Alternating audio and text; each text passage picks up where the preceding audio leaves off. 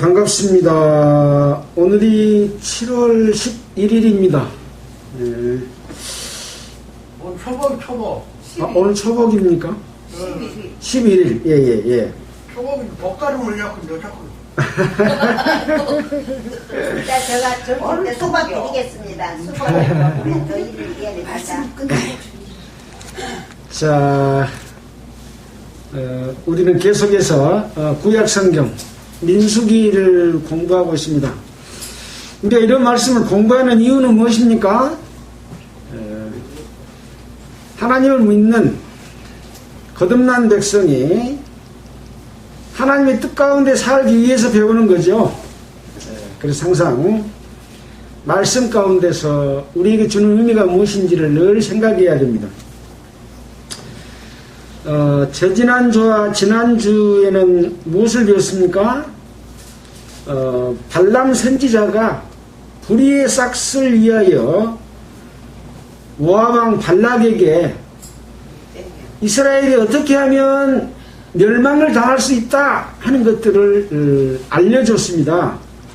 자, 그래서 발락이 가르쳐준 대로 발락에게 가르쳐준 대로 이스라엘 백성들이 십딤에 있을 때 모압 여자들과 음행하기를 시작했고, 그 여자들이 섬기는 신들에게 제사 드릴 때 함께 절하고 함께 음식을 먹음으로 말미암아 어떻게 됐다고요? 바알보올에게 부속되었다, 그렇게 성경은 기록하고 있습니다. 바알보올은 어떤 신이라고 그랬습니까? 모압 사람들이 섬기는 그모스 신이에요. 그모스 신은 큰 우상을 만들어 놓고 입을 크게 만들어서 밑에서는 불을 떼고 사람을 그 속에 이어가지고 태워서 이 우상이 잡아먹는 그런 신을 섬겼는 그모스 신에게 이스라엘 백성이 거기다 절을 하고 함께 음식을 먹으면 돼요, 안 돼요? 안 되죠. 그래서 바알보올에게 부속된지라 하나님께서는 노하셔서 그들을 진노하게 되었습니다. 또 그 이후에 이제 출애굽한 지 40년이 되어서 가나안 땅을 눈앞에 둔 그런 상태에서 여리고 맞은편 모압 땅에서 두 번째 이스라엘 백성들의 숫자를 세었죠. 처음에 숫자 셀 때는 60만 공 3,550명이었는데 두 번째는 60만 공 1,730명으로서 1,820명이 줄어들었습니다. 그리고 이 시내 광야에서 1차 계수할 때 있었던 사람들은 여호수아와 갈렙 외에는 한 사람도 가나안 땅에 들어가지 못하게 되는 그런 하나님의 그 심판을 받게 됐습니다. 왜 그랬습니까? 하나님께서는 이스라엘 백성들을 애굽에서 인도해 낼 때 수많은 기적을 행했죠. 10가지 재앙을 내렸고 홍해를 건너게 했고 또 만나와 메추라기를 줘서 먹게 했고 물이 없으면 물을 내서 마시게 했고, 이런 능력을 나타내 보여주셨으면 늘 하나님을 믿고 하나님을 따르고 하나님께 의지해야 될 텐데 조금 시간이 지나면 하나님을 잊어버려요. 왜 잊어버려요? 하나님이 눈에 안 보여. 잊어버리고 자기를 인도하는 모세와 아론을 늘 비방하고, 우리가 애굽에 살 때는 잘 먹고 정력도 좋고 재밌게 살았는데 이 광야에 데리고 와서 우리를 굶어 죽게 한다.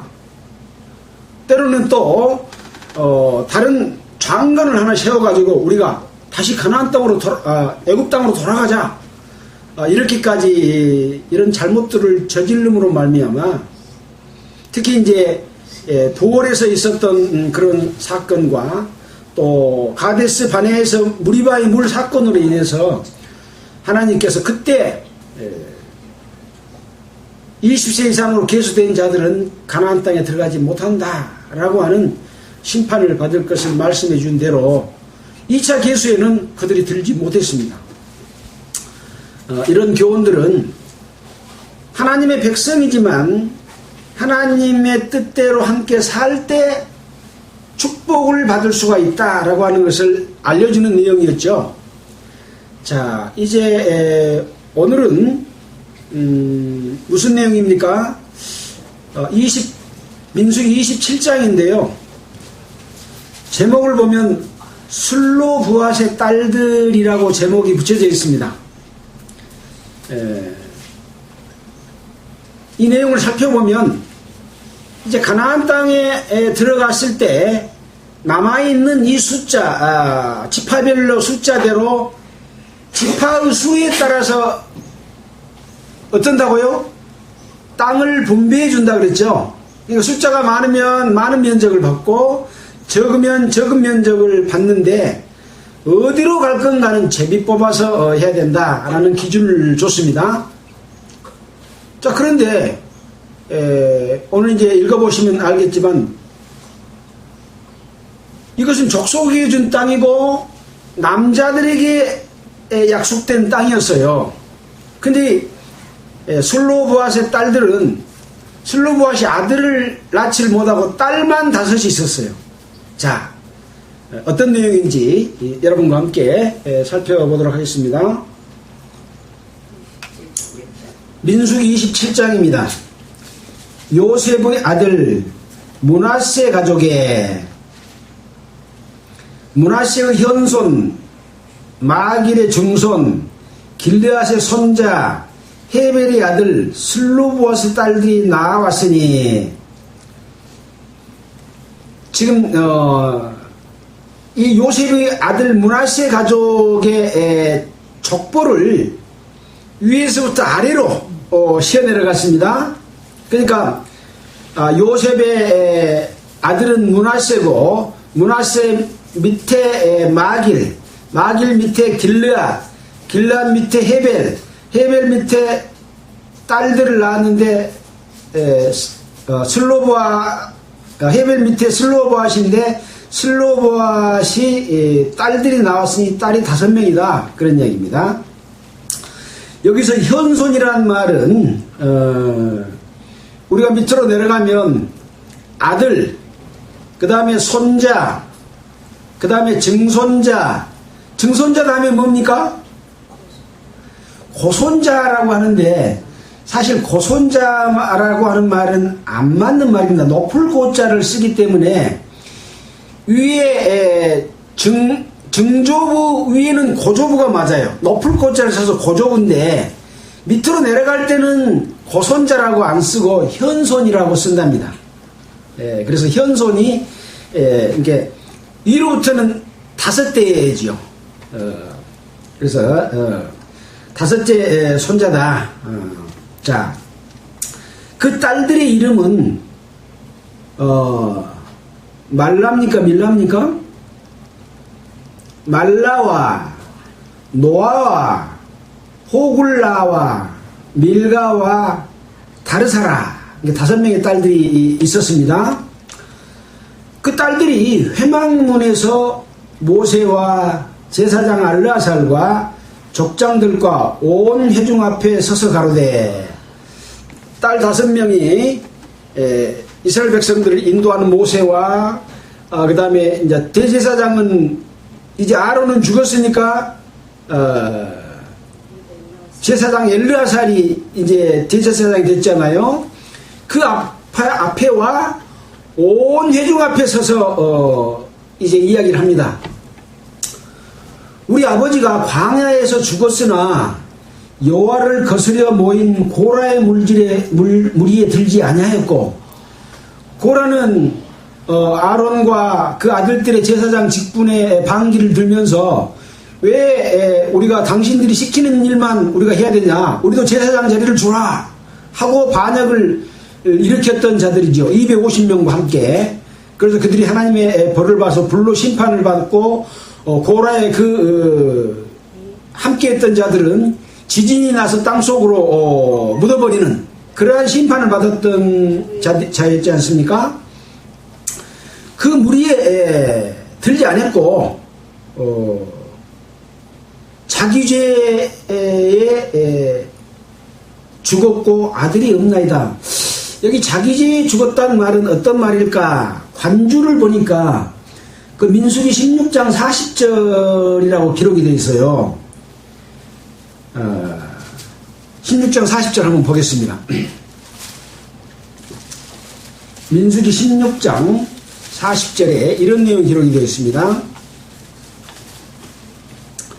이스라엘 자손의 기념물이 되게 하였으니 이는 아론 자손이 아닌 외인은 여호와 앞에 분향하러 가까이 오지 못하게 함이며 또 고라와 그 무리와 같이 되지 않게 하기 위함이라.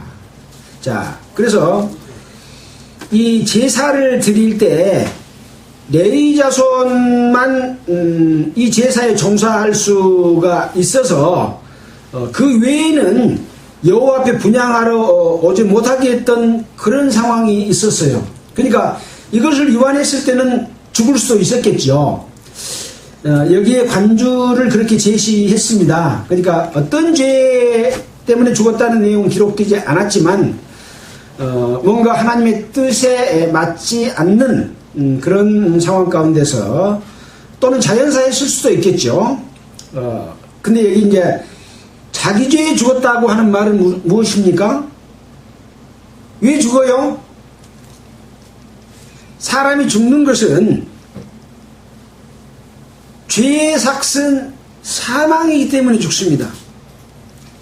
하나님이 인간을 창조할 때는 에덴 동산에서 죽지 않고 살도록 창조했는데 죄를 지음으로 말미암아 죽게 된 거죠. 죄의 삭은 사망이기 때문에. 그러나 그 영혼은 죽지 아니하고 영생할 수 있도록 하나님과 동일한 그런 창조물로 만들었기 때문에 육신은 죄 때문에 죽는 거다.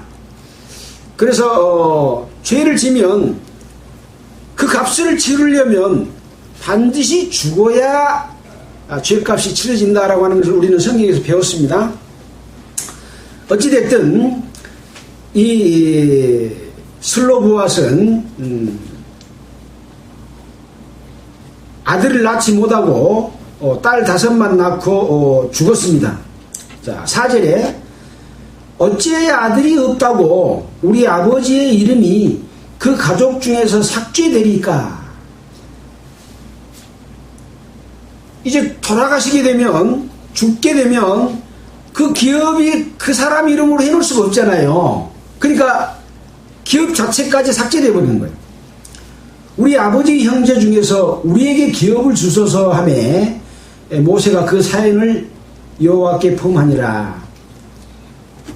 아들이 없으면 딸에게 주면 될 텐데 왜 주지 않습니까? 그런 항의인 거죠. 여기 모세가 그 사연을 듣고 여호와께 품하니라. 품한단 말은 어떤 뜻입니까? 우리가 이 직장 생활을 하고 이제 공직 생활을 하게 되면 담당자가 품위를 잡습니다. 어떤 안을 만들어서 위에 계장 결제를 맡고 과장 결제를 맡고 최종 결제자가 누굽니까? 그걸 결정하는 부군수나 군수에게 올리는 것을 품이라고 합니다.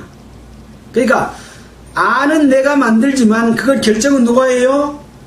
그것을 최종 결정할 수 있는 책임자가 결정하는 것을 올리는 것을 품이라고 말합니다. 그래서 모세가 하나님에게 이 안을, 이 품을 가지고 와서 하나님 이거에 대해서 어떻게 하면 좋겠습니까? 결정해 주십시오. 그렇게 하는 것이 지금 여호와께 품하니라 그런 뜻입니다.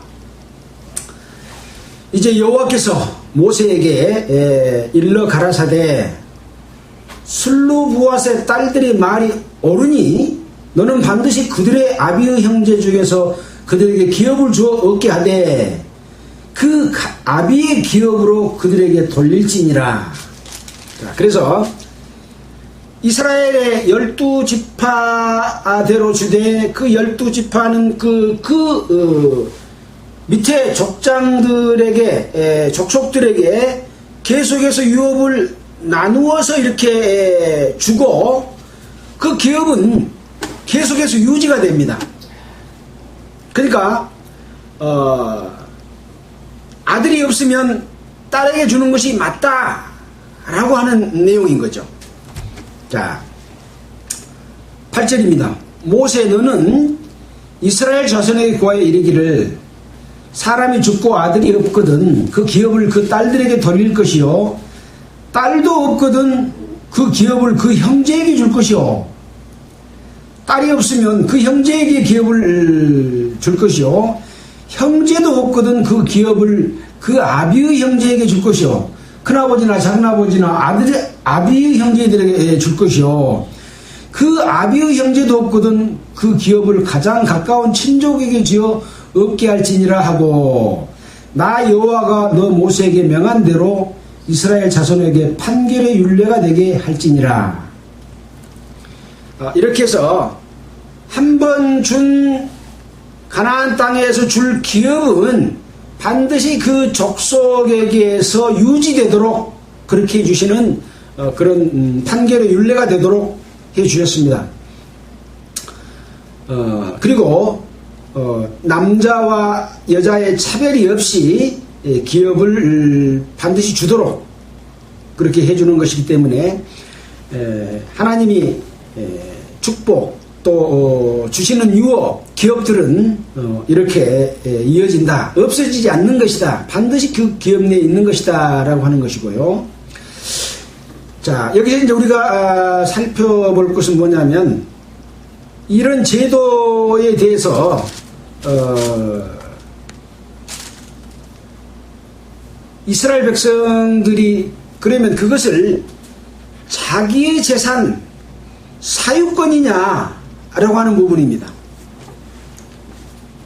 사유권이면 자기가 마음대로 처분할 수 있어야 사유권이잖아요. 근데 사유권이라기보다는 그 족속에게 주는 공적인 재산이라고 보는 것이 옳다는 얘기죠.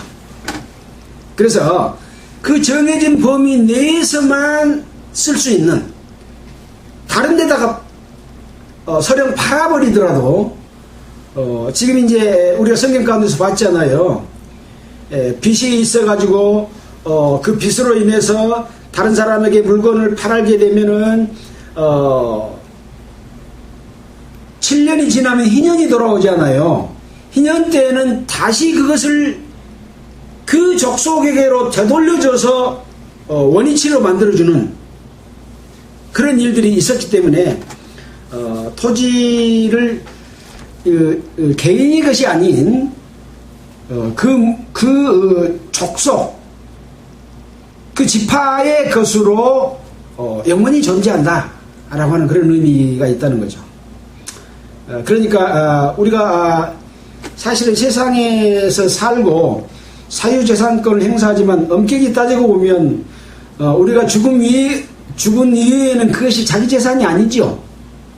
자기 가족들에게 유업으로 주기도 하는 건데 이제 팔아서 다른 사람에게 주지만 다시 되돌려오는 경우는 일반 우리에게는 없는 일이지만 이스라엘 백성들에게는 그렇게 그 족속에 준 땅으로 영원히 그대로 유지되는 거예요. 빚이 있어서 딴 사람에게 팔아버렸는데 7년이 지나면 다시 자기 땅으로 돌아와요. 그런 제도를 이스라엘 백성에게 줬다라는 것이죠.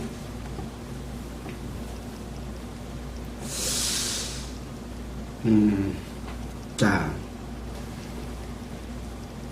12절에는 이제 모세의 후계자로 여호수아를 세우는 내용이 나옵니다. 여호와께서 모세에게 이르시되 너는 이 아비람 산에 올라가서 내가 이스라엘 자손에게 준 땅을 바라보라. 본 후에 내 형 아론이 돌아간 것 같이 너도 조상에게로 돌아가리니, 조상에게 돌아간단 말은 죽는다 그 말입니다. 이는 신광야에서 회중이 분쟁할 때, 물이 없다고 원망하고 할 때에 너희가 내 명령을 거역하고 그 물가에서 나의 거룩함을 그들의 목전에 나타내지 아니하였음이라. 이 물은 신광야 가데스 무리바 물이니라. 우리는 이 내용에 대해서 배웠죠. 어떤 잘못이라고 그랬습니까? 이스라엘 백성들이 하도 원망을 하니까 이 모세가 화를 내고 우리가 너희를 위하여 이 바위를 쳐서 물을 내라고 바위를 2번 쳐가지고 물을 냈거든요. 누가 물을 낸다고요? 우리가. 모세와 아론이 물을 낸다. 그런 거예요. 물은 누가 내주는 겁니까? 하나님의 능력으로 물이 나오게 해줘서 이 어려운 가운데서 하나님의 도심으로 이 물을 내서 백성들에게 먹인다. 이렇게 해줘야 될 텐데 우리가 물을 내랴 라고 했던 것이 뭡니까? 그 물가에서 나의 거룩함을 이스라엘 백성들의 목전에서 나타내지 아니하였다. 그래서 여기 아비람산에 올라가서 네 형이 민수기 20장 26절에 죽었던 것처럼 너도 그 열조에게 조상에게로 돌아갈 것이다 라고 하는 것을 말씀해 준 겁니다.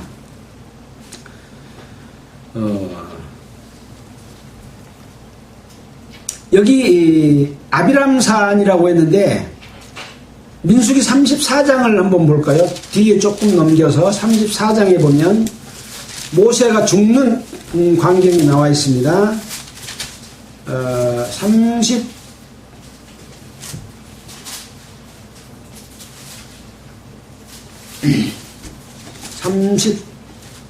신명기입니다. 신명기 34장. 신명기 34장에 모세의 죽음이라고 되어 있잖아요. 모세가 모압 평지에서 느보산에 올라, 느보산이라 그랬죠. 여리고 맞은편 비스가산 꼭대기에 이름에 여호와께서 길르앗 온 땅을 단까지 보이시고 또 온 납달리 에브라임과 므낫세의 땅과 서해까지의 유다 온 땅과 남방과 종려의 성읍 여리고 골짜기 평지를 소알까지 보이시고 여호와께서 그에게 이르시되 이는 내가 아브라함과 이삭과 야곱에게 맹세하여 그 후손에게 주리라 한 땅이라. 내가 모세 네 눈으로 보게 하였거니와 너는 거리로 건너가지 못하리라 하시매 이에 여호와의 종 모세가 여호와의 말씀대로 모압 땅에서 죽어 베돌 맞은편 모압 땅에 있는 골짜기에 장사되었고 오늘까지 그 묘를 아는 자가 없느니라 라고 말하면서 이제 모세가 죽었던 광경을 기록해 놨습니다. 바로 여기 아비람산은 느보산이라고도 말하기도 하죠. 그 비스가 산 꼭대기 우리가 배운 적이 있죠. 비스가 산 꼭대기는 어디가 있습니까? 민수기 23장 14절에 발람이 발락 왕을 따라가서 처음에는 부월산으로 올랐죠. 부월산으로 올랐고 그 다음에는 이제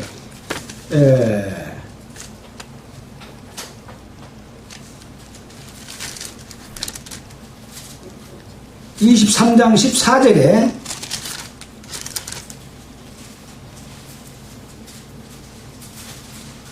소빔들로 인도하여 비스가 꼭대기에 이르러 7단을 쌓고 매 단에 수송아지 하나와 수양 하나를 드리니 항상 비스가 꼭대기, 부월산 꼭대기 이렇게 꼭대기로 올라갔죠. 그래서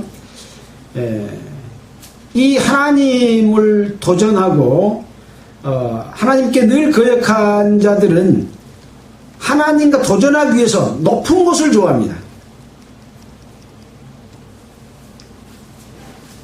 도시에서 제일 높게 탑이 세워진 데가 어딥니까? 교회당들이죠. 높은 꼭대기를 좋아하는 거예요.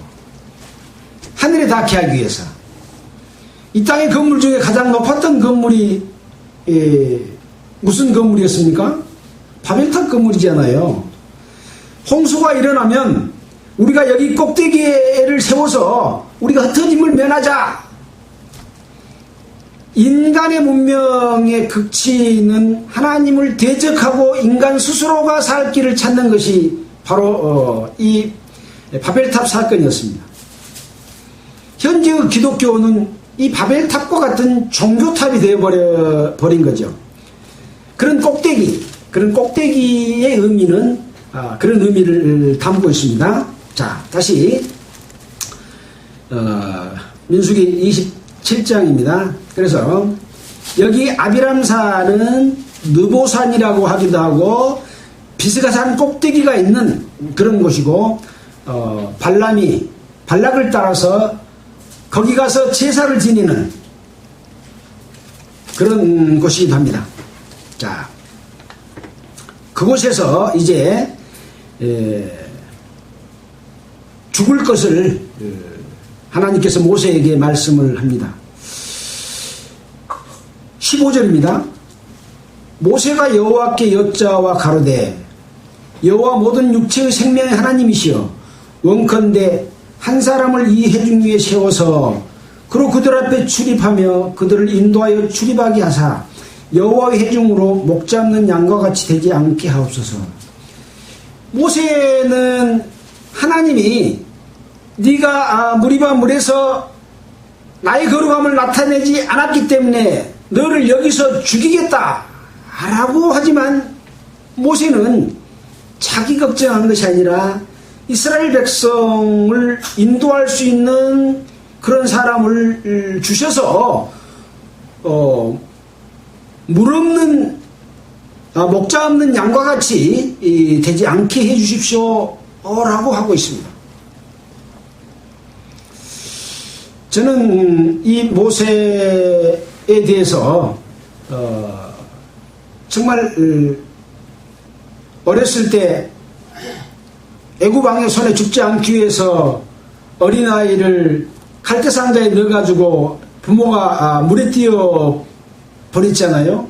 공주가 데려다가 40년을 왕자로서 키워서 이제 바로 왕에 오를 수 있는 그런 위치에 있었지만 자기 백성을 돌아볼 생각으로 나갔더니 애굽 사람이 이스라엘 백성을 때리는 것을 보고 쳐서 죽여가지고 그것이 들통나게 돼서 40년간을 피신해가지고 살 때에 하나님이 모세를 불러서 이스라엘 백성들을 구원하려는 계획을 세웠잖아요. 그때 모세는 나는 아무것도 알지 못합니다. 나는 능력이 없습니다. 나는 하지 못합니다. 말도 못합니다. 라고 자기 자신은 아무것도 할 수 없다고 말했잖아요. 근데 모세가 아무것도 할 수 없는 사람입니까? 아니죠. 40년 동안 궁중에서 컸고 학문을 배웠고 모든 지식에 능한 그런 사람이었지만 하나님 앞에 자기 자신을 그렇게 낮추는 모습 때문에 하나님이 모세를 통해서 누구의 능력을 나타내요? 모세의 능력을 나타낸 것이 아니라 하나님의 능력을 나타내서 이스라엘 백성들로 하여금 하나님을 믿도록 하는 그런 그 역할을 맡겼잖아요. 그래서 그것을 충실하게 해왔고 이 모세는 하나님과 직접 대화를 하고 십계명을 받아서 이스라엘 백성들에게 전해주는 그런 일들을 해왔지만 무리바의 물 사건으로 가나안 땅에 들어가지 못했다. 과연 이것이 어떤 의미일까라는 것에 대해서 많은 생각들을 해보고 어떤 하나님의 능력을 입고 큰 일을 했다고 할지라도 하나님께 거룩함을 돌리지 아니하고 자기가 그 영광을 가로채면 중대한 범죄구나 라고 하는 것들을 깨달았습니다. 맞죠? 그러나 이 모세는 신약성경을 한번 살펴보고 가겠습니다. 마태복음 17장 1절을 한번 보겠습니다. 마태복음 17장 1절.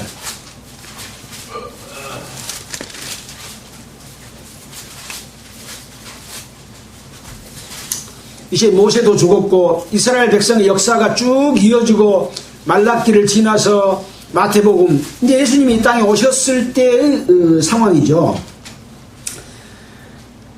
엿새 후에 예수께서 베드로와 야고보와 그 형제 요한을 데리고 따로 높은 산에 올라가셨더니 저희 앞에서 변형되사 그 얼굴이 해같이 빛나며 옷이 빛과 같이 희어졌더라. 예수님이 변화산에 올라가서 변화된 모습을 제자들, 세 제자에게 보여줬던 그때 당시 상황입니다. 그때 모세와 엘리야가 예수로 더불어 말씀하는 것이 저희에게 보이거늘. 그때 이제 베드로가 너무 감동해가지고 주여 우리가 여기에 있는 것이 좋사오니 주께서 만일 원하시면 여기 초막 셋을 짓되 하나는 주를 위하여 하나는 모세를 위하여 하나는 엘리야를 위하여 합시다 라고 했었던 그런 광경이 있었잖아요. 자, 또 같은 내용이 마가복음에도 기록이 되어 있습니다. 9장 2절 한번 보겠습니다. 마가복음 9장 2절. 모세의 죽음과 관련해서 모세는 그 뒤에 어떤 상황이었을까라는 것을 한번 살펴보는 겁니다. 9장 2절입니다.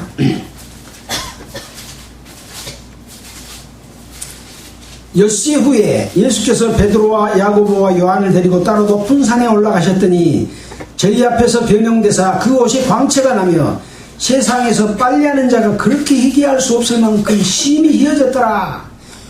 예수님의 옷이 희어져 가서 빛나는 광채가 말하는 것처럼 아주 희어진 모습을 봤습니다. 이에 엘리야가 모세와 함께 저희에게 나타나 예수로 더불어 말씀하시거늘. 역시 베드로가 똑같은 상황을 지금 여기서 마가가 기록한 거죠. 여기 초막셋을 지어서 하나는 주를 위하여 하나는 모세를 위하여 하나는 엘리야를 위하여 합시다 라고 했던 내용인 거예요. 자, 또 어디가 기록이 되어 있습니까? 누가복음 9장 한번 더 보겠습니다. 9장 28절. 9장 28절입니다.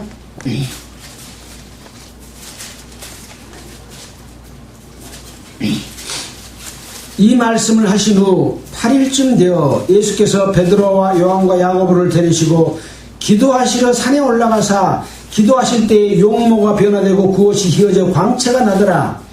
문득 두 사람이 예수와 함께 말하니 이는 모세와 엘리야라. 영광 중에 나타나서 장차 예수께서 예루살렘에서 별시하실 것을 말씀하실채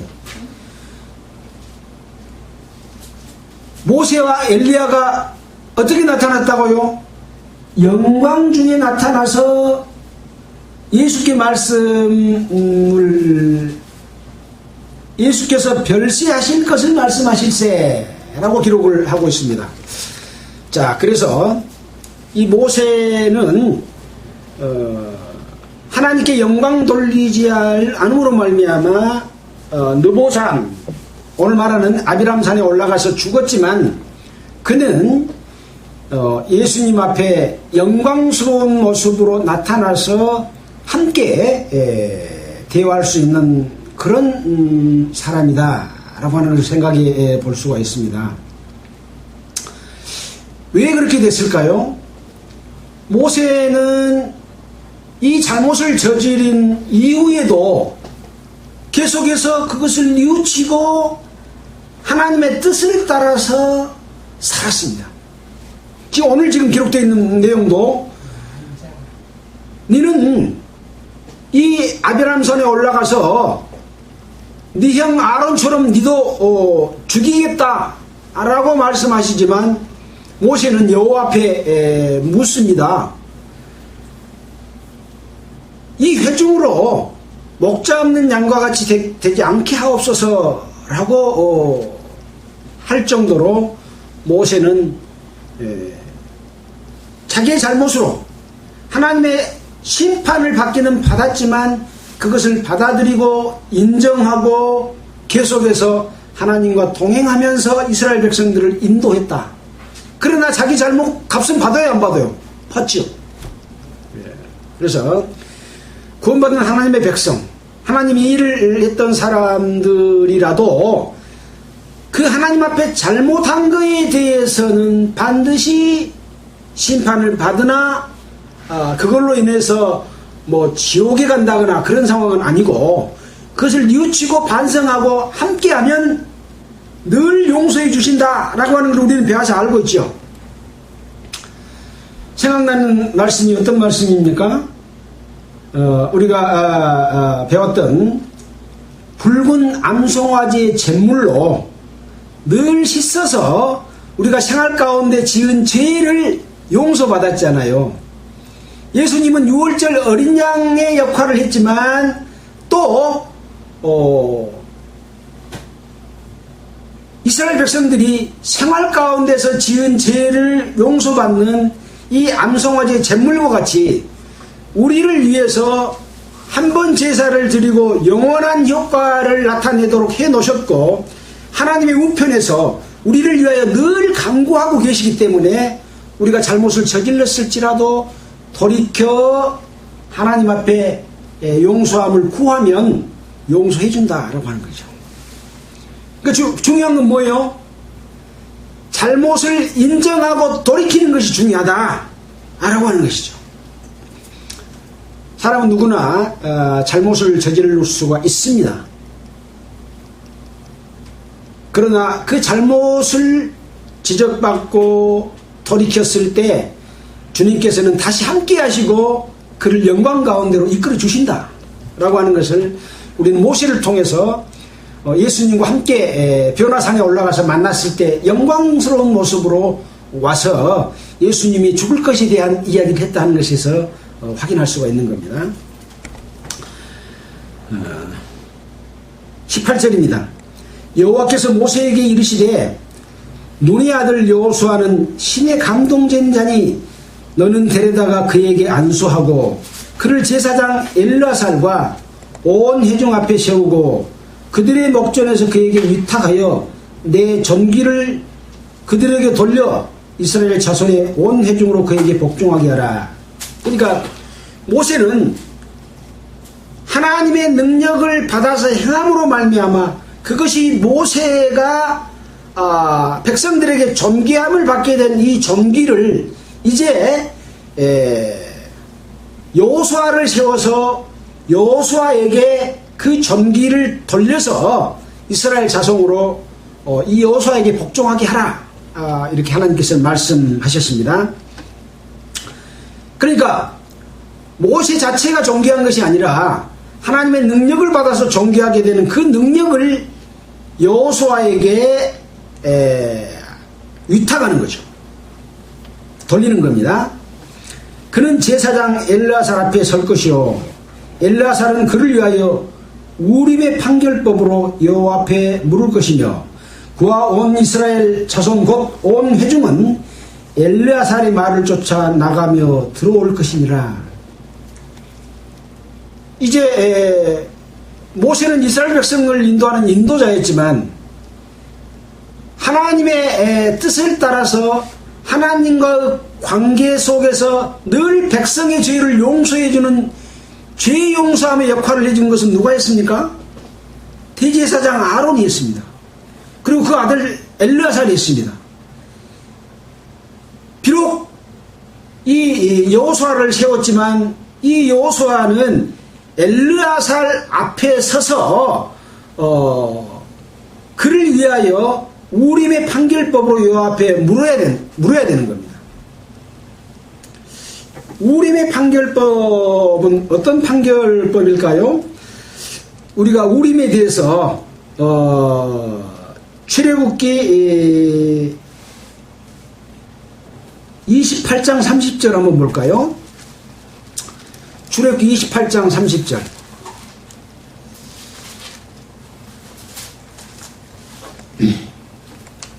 여기 보면 제사장이 옷을 만들고 옷은 어떻게 만들어서 하고 그 다음에 판결 흉패를 만들어서 어떻게 만들고 어떻게 해라 그런 내용 속에 이런 내용이 들어있습니다. 청색끈으로 흉패 고리와 에봇 고리에 꿰어 흉패로 공교히 짠 에봇띠 위에 붙여 떠나지 않게 하라. 아론이 성소에 들어갈 때에는 이스라엘 아들들의 이름을 기록한 이 판결 흉패를 가슴에 붙여 여호와 앞에 영원한 기념을 삼을 것이니라. 너는 우림과 둠밈을 판결 흉패 안에 넣어 아론으로 여호와 앞에 들어갈 때에 그 가슴 위에 있게 하라. 아론이 여호와 앞에서 이스라엘 자손의 판결을 항상 그 가슴 위에 둘지니라. 그러니까 우림과 둠밈을 판결 흉패 안에 넣고 아론은 판결할 때 이 우림과 둠밈에 의해서 그 가슴 위에 두어서 판결을 해라. 그런 이야기입니다. 여기 우림은 밑에 빛이라고 써져 있고 둠밈은 완전하다라고 하는 뜻입니다. 그래서 하나님의 빛과 완전함으로 판결해라 그런 거죠.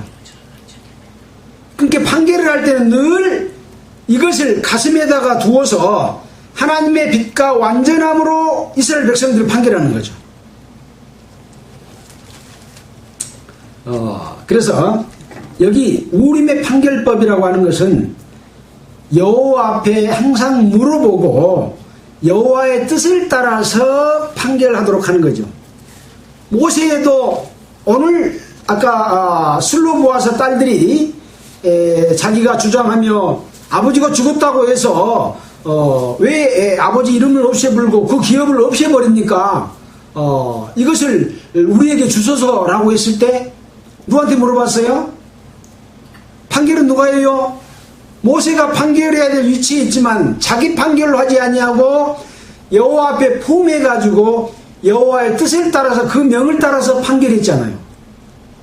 그렇게 해서 새로운 판결의 율례가 되게 해주신 하나님의 말씀을 우리가 본 것처럼 바로 여호수아도 그러한 우림의 판결법으로 여호와 앞에 물어서 그것을 판결해라 그런 취지인 거죠.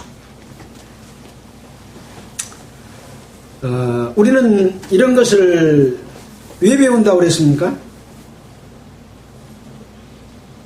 우리가 교훈 삼기 위해서 배우는 거예요. 그때는 이스라엘 백성을 인도하는 모세가 있었고 또 지금 새롭게 여호수아가 있습니다. 그러나 제사의 직을 맡고 있는 아론이 있었고 또 이 아론의 아들 엘르아살이 있습니다. 각기 맡은 역할을 하지만 늘 하나님께 물어서 우림과 둠밈의 뜻을 따라서 판결을 해야 되는 거죠. 마찬가지로 하나님의 뜻을 섬기고 살아가는 삶 가운데서 누가 그렇게 살아요?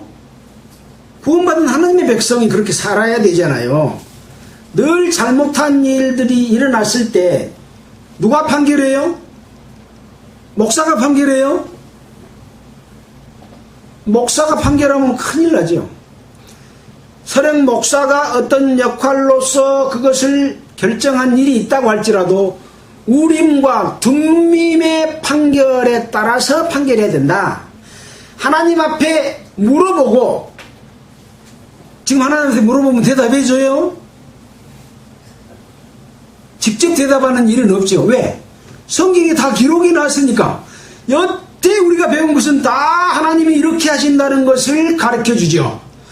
이 성경에 기록된 내용에 따라서 우리는 하나님의 마음을 알고 그 마음에 따라서 옳고 옳지 않는 것을 분별해서 바르게 살도록 인도해주는 역할을 해야 되는데 지금 현재의 기독교가 그걸로 판결하지 않고 각 교파에서 만들어 놓은 교리와 어떤 그 징계 교파별로 법들이 다 있어요. 그 법에 따라서 그 법에 맞으면 처벌 안 하고 그 법에 어긋났으면 처벌하고 교파의 법으로 처벌을 하는데 이 교파의 법이 하나님의 우림과 둠밈이겠냐 하는 것에 대해서 우리는 살펴봐야 된다라고 하는 것이죠. 엄청난 교훈이죠. 그냥 넘어갈 교훈이 아닌 거예요. 항상 이런 말씀들은 중요하고 우리가 늘 지켜서 잘못된 길로 가지 않아야만 어째요? 다른 불로 제사 드리다가 제사장의 두 아들이 죽었잖아요. 또 하나님이 명하신 것 외의 일을 하게 된다든지, 또 하나님께 돌려야 될 영광을 사람이 존중받고 대접받고 자기가 높아져 있으면 그것은 하나님께로부터 저주받고, 모세가 가나안 땅에 들어가지 못했던 것처럼 그런 심판을 받게 되는 거죠. 너무너무 중요하고 세밀한 일이어서 우리 교회 생활 가운데서도 항상 바른 길을 따라서 우림과 둠밈의 하나님의 심판을 우리 가슴에 새기고 늘 그것으로 판결해야 된다라고 하는 것들을 보여주는 겁니다. 그래서 우림의 판결법으로 여호와 앞에 물을 것이며 그와 온 이스라엘 자손 곧 온 회중은 엘르아살의 말을 쫓아 나가며 들어올 것이니라. 이 엘르아살은 하나님의 대제사장으로서 그런 역할을 맡아 있는 거죠. 자, 22절입니다. 모세가 여호와께서 자기에게 명하신 대로 하여 여호수아를 데려다가 제사장 엘르아살과 온 회중 앞에 세우고 그에게 안수하여 위탁하되 여호와께서 자기에게 명하신 대로 하였더라. 여호와께서 자기에게 명하신 대로 하였더라. 여호와께서 자기에게 명하신 대로 하지 않았더라. 명하시지 않는 대로 하시지 않았더라. 그래서 항상 우리는 언제든지 하나님의 뜻을 따라서 사는 삶이 무엇일까라고 하는 것에 집중해야 된다. 사람들은 흔히 이제 특히 기독교인들은 하나님의 뜻대로 살기를 원합니다. 하나님의 뜻이 뭔지를 몰라. 그럼 누구 뜻대로 해요? 자기 뜻대로 하는 거야. 어디서 배워야 돼요? 성경에서 배워야 됩니다. 저는 그런 말씀을 여러 번 드렸죠. 신약 성경을 공부할 때도, 구약 성경 공부할 때도 어떠한 사건이 있으면 하나님과 사람 사이에 어떤 일로 어떻게 됐는가, 하나님은 그것을 어떻게 보고 계시고 하나님의 마음은 무엇인가 라고 하는 것을 생각해 보자 그랬잖아요. 교훈이 한 가지만 있습니까? 수백, 수천, 수만 가지의 교훈이 이 성경 속에 자세하게 기록이 되어 있어요. 한 가지만 딱 하고 말아버렸으면 이럴 때는 하나님의 마음이 어쩔까? 모를 수 있어요. 그러나 우리는 신약성경 다 공부하고 구약성경 민수기 28장까지 해오면서 하나님의 마음을 얼마나 많이 살펴보고 하나님의 마음을 이해했습니까? 성경을 이렇게 봐야 된다고 하는 것이죠. 뭐 제가 잘한다는 얘기가 아니고 반드시 그래야 되는 겁니다. 그래서 사람이 자기 생각으로 말씀을 풀고 교파의 생각으로 말씀을 재단하고 심판해서는 안 되고, 그동안에 관례대로 내려왔던 것들을 따라서도 안 되고, 오직 늘 말씀으로 돌아가서 여호와의 뜻이 무엇인지를 늘 생각하고 거기에 벗어나지 않는 주님께 합당한 삶을 살기를 원하는 여러분들이 되시기를 바라면서 오늘 민수기 27장에 있는 말씀을 마치겠습니다. 기도드리겠습니다. 하나님 아버지 감사합니다. 오늘 민수기 27장에 있는 말씀, 딸들에게도 하나님의 기업이 공평하게 주어진다고 하는 말씀도 배웠습니다. 그리고 또 모세가 이 여호수아를 세우고 이스라엘 백성들이 하나님 앞에 올바르게 인도되기를 원하는 그런 가운데서 있었던 일, 또 하나님의 말씀대로 여호수아를 세웠던 일들을 살펴보면서 우리는 언제나 우리가 살아가는 데 있어서 우림과 둠의 법칙을 따라서 우리가 살 수 있도록 늘 성령께서 우리를 인도하여 주시옵소서. 이 모든 말씀을 우리를 구원해 주신 예수 그리스도 이름으로 기도해 드렸습니다. 아멘.